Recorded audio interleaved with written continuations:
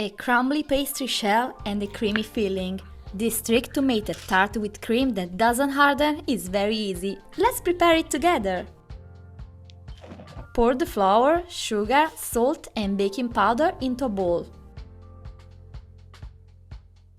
If you want a crispier result, you can omit the baking powder.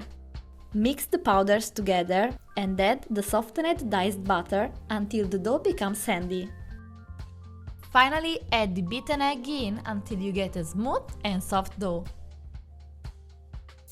Cover the bowl with cling film and leave to rest in the fridge for 30 minutes, the time needed for the shortcrust pastry to become compact. Once cooled, cut 1/3 of the dough and set it aside. You will need it to make the strips to cover the tart. Place the dough on baking paper and press it with your hands to spread it out.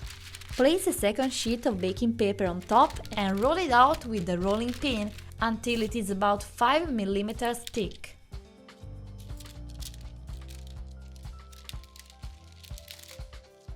Place the pastry in a 22 cm size tart mold and remove the baking paper carefully to avoid breaking it. Use your fingers to spread the pastry in mold and a knife to remove any excess dough. Use a fork to prick the bottom to prevent it from puffing up while baking. Now it's time to pour the hazelnut cream to fill our tart. Spread it into a nice even layer. Also, roll out the remaining pastry and cut it into strips. Form the grid of your tart and cut away the excess pieces. Bake it into the middle shelf so as to prevent it from burning and cook in static mode at 160 degrees for 30 minutes.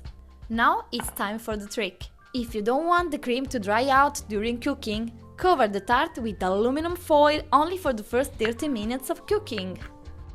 Here is your delicious and super creamy dessert. Do you prefer tarts with chocolate or jam?